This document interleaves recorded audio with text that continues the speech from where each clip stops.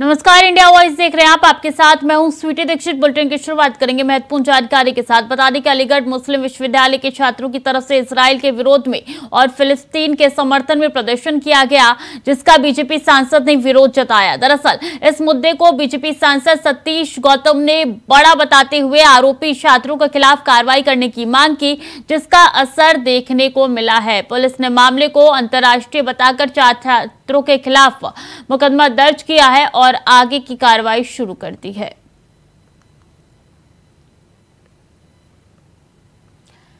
तो बता दें कि यहां पे नारे लगाए गए थे और इसके बाद से अलीगढ़ मुस्लिम यूनिवर्सिटी का ये पूरा मामला है, जहां पे छात्रों ने इकट्ठा होकर प्रदर्शन किया था और इजराइल के विरोध में नारे लगाए गए थे, जिसके बाद से सांसद ने कार्रवाई की मांग की। तो बीजेपी सांसद ने समर्थन का विरोध जताया, जिसके बाद से पुलिस ने अंतर्राष्ट्रीय मामला बताते हुए 4 को गिरफ्तार कर लिया है। कई के खिलाफ केस दर्ज हो चुका है, तो एएमयू के छात्र के खिलाफ कार्रवाई हुई है। बता दें कि यहाँ पे इजराइल के विरोध में नारे लगाए गए थे, जिसके बाद से ये कार्रवाई की गई है पुलिस की तरफ से। दुर्भाग्यपूर्ण है जिस तरह से मुस्लिम यूनिवर्सिटी के द्वारा प्रदर्शन किया गया, छात्रों के द्वारा दुर्भाग्यपूर्ण है। यहाँ के वर्तमान वीसी रजिस्ट्रार दोनों कार्रवाई करेंगे, उन्हें सस्पेंड किया जाएगा, एफआईआर दर्ज होगी और हमारे अलीगढ़ के कप्तान भी संज्ञान लेंगे। इन पे चिन्हित करके कार्रवाई की जाएगी। मैं भी शिक्षा मंत्री जी से और बीसी और रजिस्ट्रार जी से तीनों से बात करके कठोर से कठोर कार्रवाई की जाएगी। ऐसे ही प्रदर्शन करने वाले छात्र, इसी तरह से एक अलीगढ़ मुस्लिम यूनिवर्सिटी का छात्र था जिसकी वजह से अलीगढ़ मुस्लिम यूनिवर्सिटी का नाम खराब हुआ। बहरान बानी जो आतंकवादी घोषित हुआ और सेना ने मार गिराया, ये दुर्भाग्यपूर्ण है। इस पर कठोर से कठोर कार्रवाई।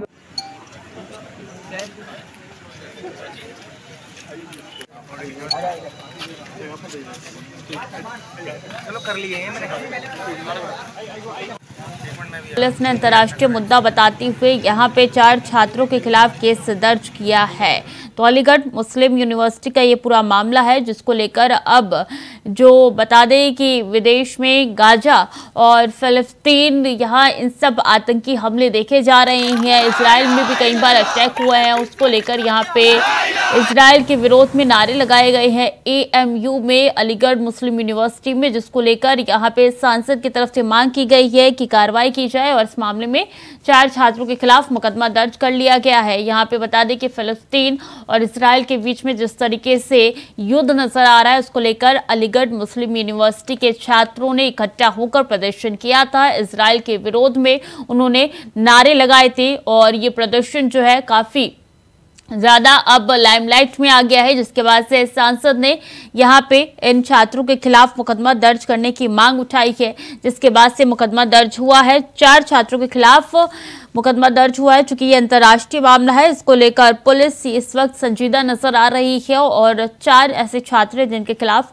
मुकदमा दर्ज हुआ है। बता दें अलीगढ़ मुस्लिम यूनिवर्सिटी का ये पहला मामला नहीं है, इससे पहले भी कई ऐसे मामले निकल के सामने आते रहे हैं और ऐसे में इससे पहले भी फायरिंग हुई थी, जिसके बाद से कई लोग घायल भी हुए थे इस फायरिंग में। अब एक और नया मामला अलीगढ़ मुस्लिम यूनिवर्सिटी से निकल के सामने आया है और इसके बाद से बीजेपी सांसद ने समर्थन का विरोध जताया है। चूंकि इजराइल के विरोध नारे लगा रहे थे और फिलिस्तीन का समर्थन किया था, जिसको लेकर बीजेपी सांसद ने विरोध जताया है। उनका कहना है कि आप सख्त से सख्त कार्रवाई किए और इस पूरे कार्रवाई को देखते हुए पुलिस ने 4 ऐसे छात्र हैं जिनके ऊपर मुकदमा दर्ज किया है।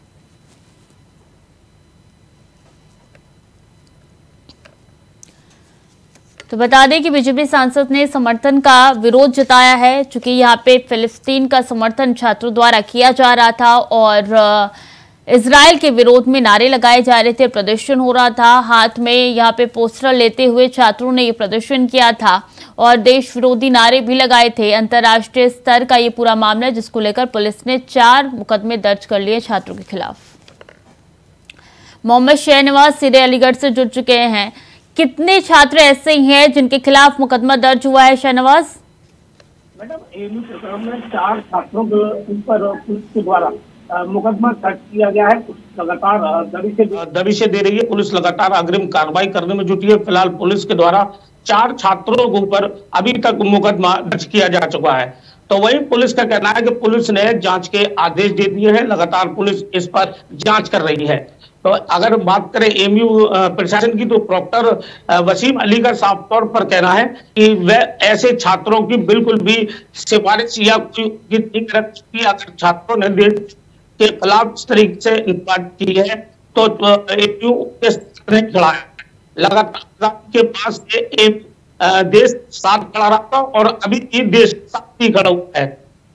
पुलिस का क्या कुछ कहना है इस पूरे मैटर पर?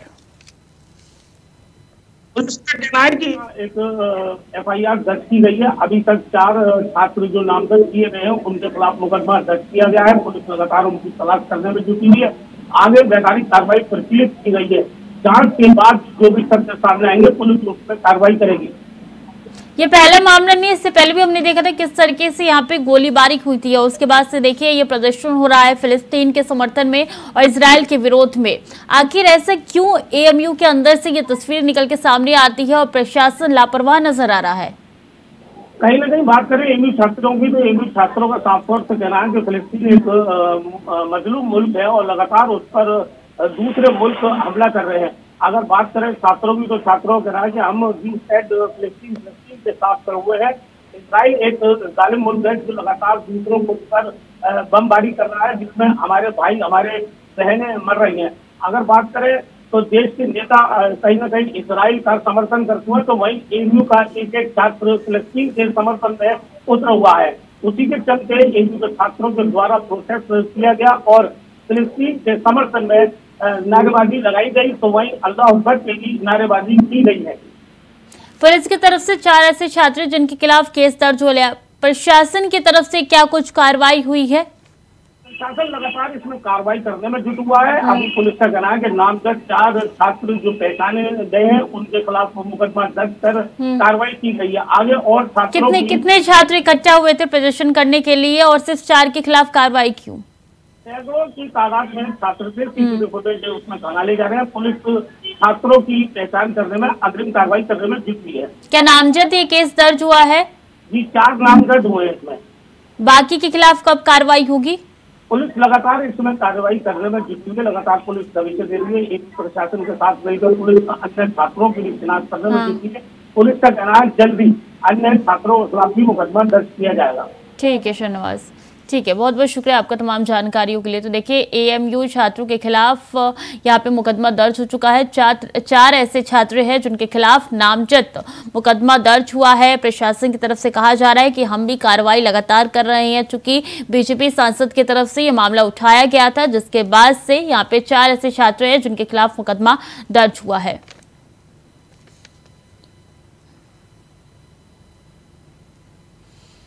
और आज हिसार के दौरे पर रहेंगे सीएम मनोहर लाल। कृषि मेले के समापन समारोह में करेंगे शिरकत। हिसार में मुख्यमंत्री जन संवाद कार्यक्रम भी करेंगे। लोगों की समस्याएं सुनेंगे मनोहर लाल खट्टर। तो मुख्यमंत्री आज हिसार के दौरे पर रहने वाले हैं। हिसार में मुख्यमंत्री जन संवाद कार्यक्रम भी करेंगे।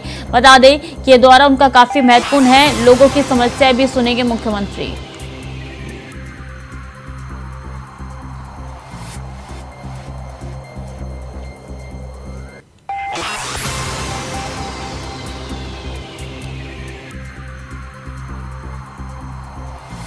हिसार में मुख्यमंत्री जनसंवाद कार्यक्रम भी करेंगे। बता दें कि मनोहर लाल मुख्यमंत्री का ये पूरा कार्यक्रम है। लोगों की समस्याएं सुनाई मुख्यमंत्री मनोहर लाल ने और आज हिसार दौरे पर रहेंगे सीएम मनोहर लाल और ऐसे में ये पूरा कार्यक्रम है उनका लेखा जोखा हम आप तक पहुंचा रहे हैं कि कार्यक्रम में आज शामिल होंगे। हिसार में मुख्यमंत्री जनसंवाद कार्यक्रम में शिरकत करेंगे। हरियाणा के मुख्यमंत्री जाएंगे हिसार और वहां पे ऐसे कार्यक्रम है जिनमें शिरकत करेंगे। लोगों की समस्याएं सुनाई जाएगी सीएम को और ऐसे में आज हिसार के दौरे पर रहेंगे सीएम मनोहर लाल।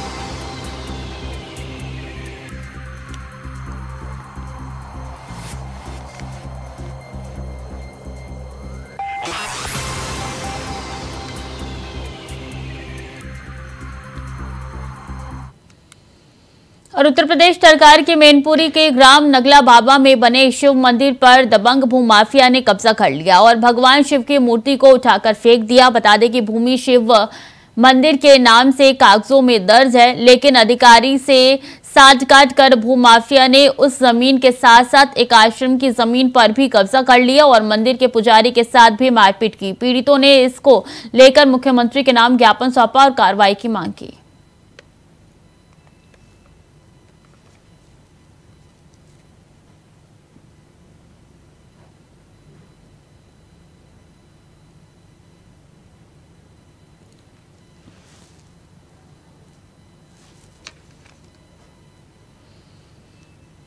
खबर बोकारो से है, जहां चार संचल कार्यक्रम में झुमामू कार्यकर्ताओं ने धरना प्रदर्शन किया। बता दें कि अंचल अधिकारी को घूसखोरी का आरोप लगाया गया। वहीं प्रदर्शन कर रहे लोगों ने अंचलाधिकारी को बर्खास्त करने की मांग की। साथ ही कार्यालय में 10 वर्ष से कार्यरत कर्मचारियों की भी स्थानांतरण की मांग की गई है। तभी कहा कि जब तक मांगे नहीं मानी जाएगी, हम लोग कार्यालय के गेट पर समक्ष धरना पर बैठे रहेंगे।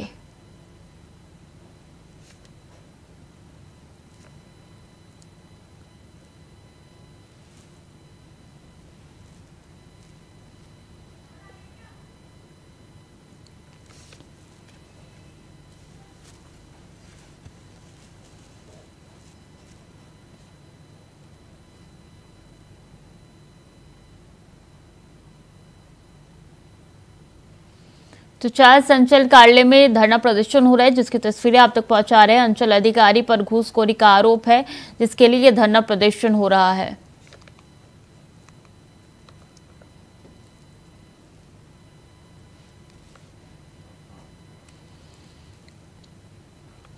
सीधे चलेंगे लखनऊ, जहां पे सीएम योगी आदित्यनाथ क्या कुछ कह रहे हैं, आपको सुनवाते हैं। आने वाली पीढ़ी के लिए हम कहां ले जाना चाहते हैं, ये उसमें एक बड़ी भूमिका का निर्वहन करेगा। और मुझे लगता है कि जिस दिन भारत का हर नागरिक, चाहे वह किसी भी क्षेत्र का हो, अपने अधिकारों को गौण करके अपने कर्तव्यों के प्रति जागरूक हो जाएगा, भारत को दुनिया की बड़ी ताकत बनने से कोई रोक नहीं सकता। भारत दुनिया की एक महाशक्ति के रूप में स्थापित होगा। हमें उस दिशा में प्रयास करना चाहिए और ये हर भारतवासी का दायित्व बनता है, जिस भी क्षेत्र में काम कर रहा है। आज का ये कार्यक्रम देश प्रदेश के अंदर प्रधानमंत्री जी के विजन को, आयुष पद्धति को मजबूती प्रदान करने का एक माध्यम है। जैसे यहां पर 393 होम्योपैथ से जुड़े हुए फार्मासिस्ट को आज नियुक्ति पत्र वितरित किया गया। इससे पहले आयुर्वेद से जुड़े हुए पैरामेडिक्स को भी हम लोगों ने इसी प्रकार से नियुक्ति पत्र उपलब्ध कराए थे। अन्य विधाओं के प्रति भी इसी प्रकार के कार्यक्रम चल रहे हैं। अभी हाल ही में हमारी कैबिनेट ने योग और प्राकृतिक चिकित्सा से जुड़े हुए उन लोगों को जिनकी डिग्री अब तक उत्तर प्रदेश के अंदर मान्य नहीं होती थी, उसको मान्य करने के लिए भी एक नए कदम को आगे बढ़ाया है कि योग और प्राकृतिक चिकित्सा ये विधिवत तरीके से उत्तर प्रदेश के अंदर हम लोग उन डिग्रियों को मान्य करें जो किसी मान्यता प्राप्त शासकीय व्यवस्था के अंतर्गत मान्यता प्राप्त कोई डिग्री है, कोई डिप्लोमा है, उसको हम प्रदेश के अंदर भी मान्य करेंगे। और उस प्रकार की डिग्री और डिप्लोमा कोर्स उत्तर प्रदेश शासन भी अपने यहां से आयुष विश्वविद्यालय के माध्यम से या डायरेक्टरेट के माध्यम से इस प्रकार के कार्यक्रम संचालित होंगे, जिससे अधिक से अधिक क्षेत्र में लोग हेल्थ एंड वेलनेस के कार्यक्रम को, उस प्रकार के सेंटर का संचालन कर सके और ट्रेन्ड मैन पावर उन्हें उपलब्ध हो सके। इसके लिए राज्य सरकार तेजी के साथ कदम बढ़ाते हुए कार्यक्रम को आगे बढ़ाना चाहती है। और इसी दृष्टि से आज हम सब आपके बीच में आए हैं आपसे बताने के लिए कि इस दिशा में हमें भी अपने प्रयास को, जो जिस क्षेत्र में है उसको उस दिशा में अपने प्रयास को आगे बढ़ाना होगा। एक पारदर्शी चयन की प्रक्रिया अधीनस्थ सेवा चयन आयोग ने प्रारंभ की है। आज आप देख रहे होंगे कि अमूमन जिस प्रदेश में लोक सेवा आयोग के परिणाम को आने में 1.5 साल 2 साल लगते थे, आज 6 महीने से 9 महीने के अंदर ये परिणाम सामने आ रहे हैं। उत्तर प्रदेश के युवाओं को नौकरियां मिल रही हैं। अधीनस्थ सेवा चयन आयोग लगातार इस दिशा में कार्य कर रही है।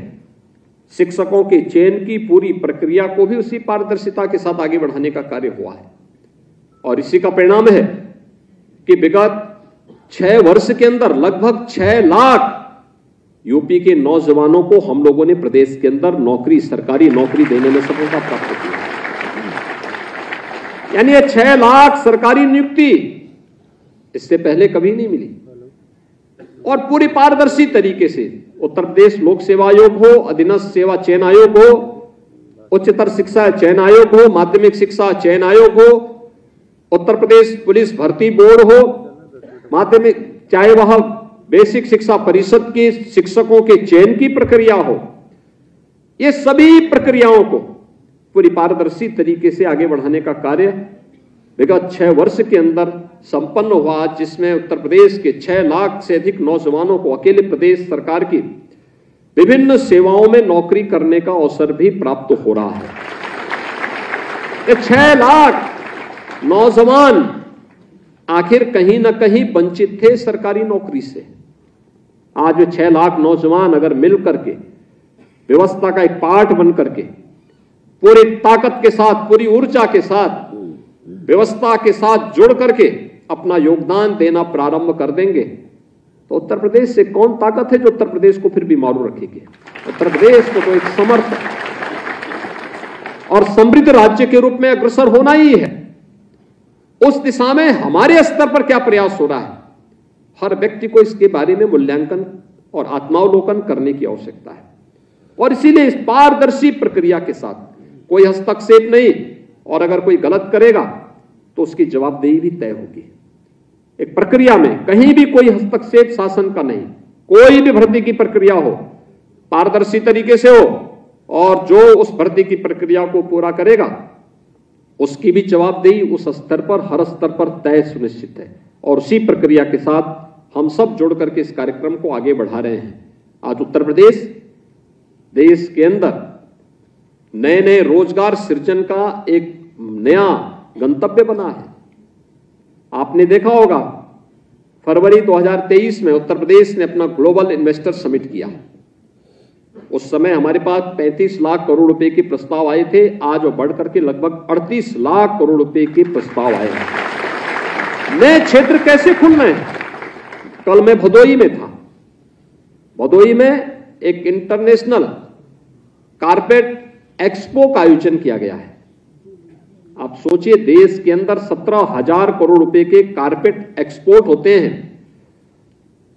उनमें 10,000 करोड़ का, 17 में से 10,000 करोड़ का केवल उत्तर प्रदेश से भदोही, मिर्जापुर और वाराणसी से हो रहे हैं। कोई सोचता था हैंडमेड कारपेट, उत्तर प्रदेश का कारीगर, हस्तशिल्प, शिल्पी अपने स्तर पर बनाने का प्रयास कर रहा है, कितनी मजबूती के साथ काम कर रहा है।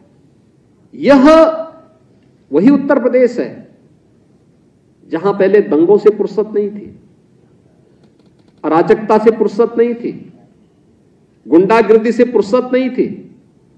विकास की बात आती थी वह कहीं किसी उसमें अटक जाती थी। आज ये वही उत्तर प्रदेश है जो तेजी के साथ विकास की इन प्रक्रिया का हिस्सा बन करके मजबूती के साथ आज न केवल अपने यहां इंफ्रास्ट्रक्चर डेवलपमेंट के लिए बल्कि नौजवानों के नए नए रोजगार और नौकरी की संभावनाओं को भी आगे बढ़ा रहा है और देश के अंदर निवेश के एक बेहतरीन गंतव्य के रूप में अपने आप को स्थापित कर रहा है। आप सोचिए, ये 38 लाख करोड़ रुपए के निवेश के प्रस्ताव जिस दिन जमीनी धरातल पर उतरेंगे, 1 करोड़ से अधिक नौजवानों को सीधे सीधे नौकरी प्राप्त होगी यूपी के अंदर। 1 करोड़ नौजवानों को करने की इच्छा शक्ति होनी चाहिए। इसके लिए सरकार को कड़े कदम उठाने पड़े थे, कानून व्यवस्था की स्थिति को बेहतर करना पड़ा था, प्रदेश के अंदर व्यापक रिफॉर्म करने पड़े थे, पॉलिसीज बनानी पड़ी थी, हर स्तर पर कड़े कदम उठाने के साथ ही हर स्तर पर रिफॉर्म करने के लिए जब सरकार खड़ी हुई, आज उसके परिणाम हम सबके सामने हैं। और मुझे लगता है कि वह केवल सरकार नहीं करती है, जब समाज का आशीर्वाद जुड़ता है इस पूरे अभियान के साथ तो सफलता प्राप्त होने में फिर देर नहीं लगती है।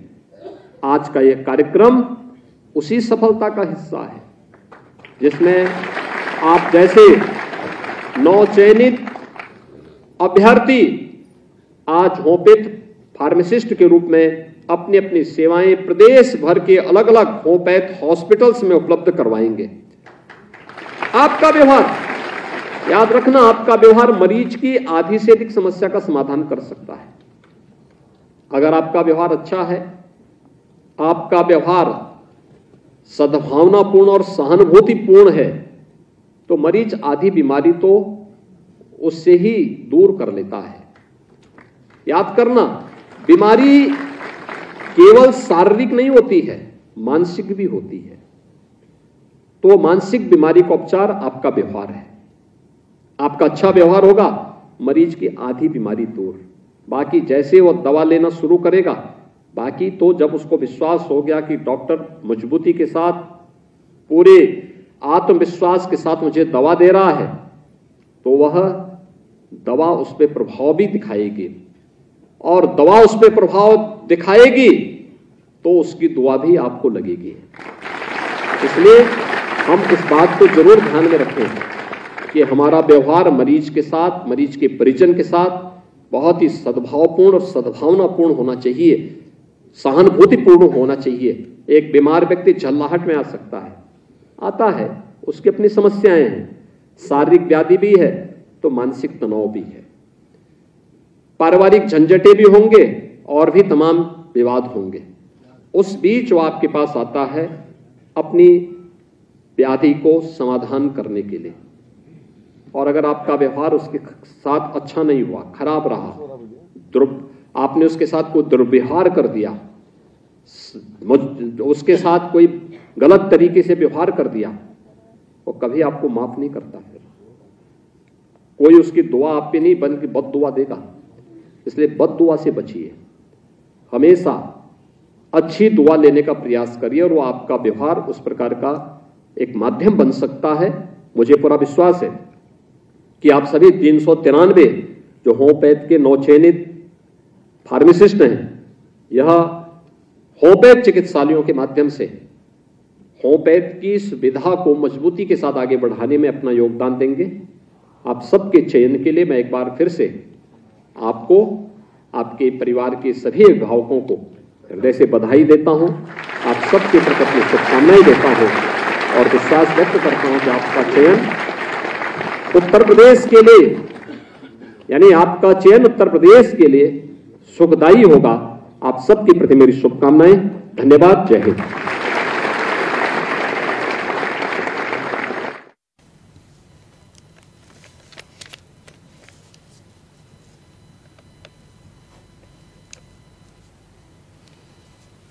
तो मुख्यमंत्री योगी आदित्यनाथ को सुन रहे थे आप, किस तरीके से आगे बढ़ना है और कौन कौन से विकास उत्तर प्रदेश में हुए उसकी जानकारी दे रहे थे। खबर में आगे बढ़ेंगे। गोपालगंज जिले के कुचायकोट थाने के पुलिस को बड़ी सफलता हाथ लगी है, जहां पुलिस ने एक पिकअप सवार 3 लोगों को 20,65,000 रुपए के साथ गिरफ्तार किया। बता दें कि कुचायकोट थाना अध्यक्ष साक्षी राय ने बताया कि पुलिस अधीक्षक के आदेश के आलोक में पुलिस के द्वारा वाहन जांच अभियान किया जा रहा था, जिसमें पिकअप सवार 3 लोगों के पास से 20,65,000 रुपए बरामद किए गए।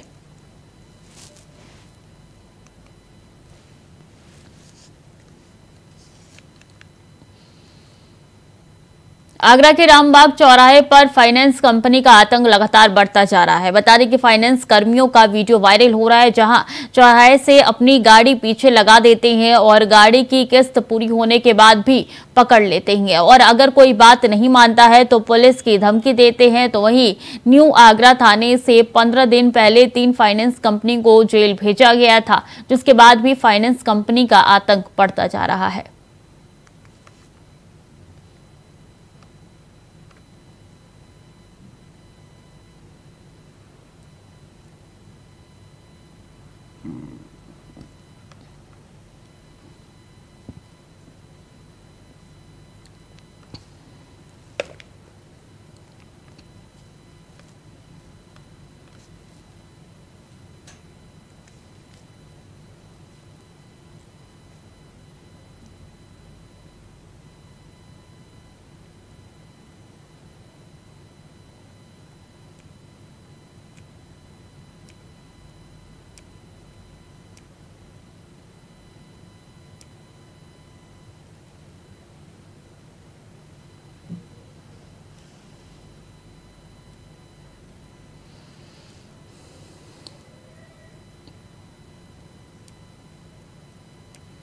और नल जल योजना सरकार की महत्वाकांक्षी योजना है, जिसके जरिए लाखों करोड़ों परिवारों को इसका लाभ मिल रहा है। चलिए आपको लेकर चलते हैं जौनपुर, जहां नल जल योजना का लाभ कैसे लोगों को मिल रहा है, ये आपको इस रिपोर्ट के जरिए दिखाते हैं।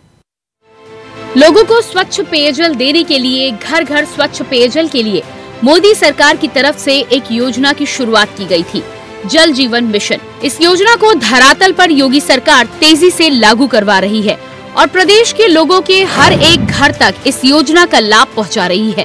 जौनपुर जिले की बात करें तो जिले में 21 ब्लॉक हैं और 3,374 गांव, जिसमें 60% काम पूरा हो चुका है और बाकी काम तेजी से हो रहा है। वहीं घर पर स्वच्छ पेयजल मिलने से लोगों के चेहरे खिले हुए हैं और वो योगी सरकार का आभार जता रहे हैं। गांव के प्रत्येक गरीब किसान जो हैंडपंप नहीं लगवा पा रहे हैं और तमाम तरह की जिनको जल पानी से दिक्कत होती थी, उनको गांव-गांव में पानी की टंकी लगाकर सरकार उनको उसका कनेक्शन देकर सरकार वहां पानी की व्यवस्था को सुचारू रूप से बढ़िया बेहतर करने का प्रयास कर रही है। प्रधानमंत्री मोदी जी ने हर घर जल का एक अभियान छेड़ा हुआ है और उससे स्वच्छ जल की आपूर्ति हर घर तक पहुँचे, गाँव में पहुँचे। मुझे लगता है इससे बीमारियां दूर हो जाएंगी और लोगों को स्वच्छ जल मिलेगा, जिससे इलाज का खर्चा लोगों का बचेगा। स्वच्छ पेयजल से ही सुंदर स्वास्थ्य का निर्माण होता है और अच्छे स्वास्थ्य के लिए स्वच्छ पेयजल की बहुत महत्वपूर्ण भूमिका होती है और जिसके लिए हमारी सरकार ने इस पे कार्य किया और आज उसका लाभ लोग ले रहे हैं। योगी सरकार प्रदेश के विकास के लिए प्रतिबद्ध है और जी जान से काम कर रही है, जिसका असर जमीनी स्तर पर देखने को मिल रहा है। घर घर पेयजल के नल लग रहे हैं और लोगों को स्वच्छ पेयजल मिल रहा है, जिससे जनता गदगद है। तो फिलहाल के लिए बुलेटिन में इतना ही। खबरें लगातार जारी है, देखते रहिए इंडिया वॉइस।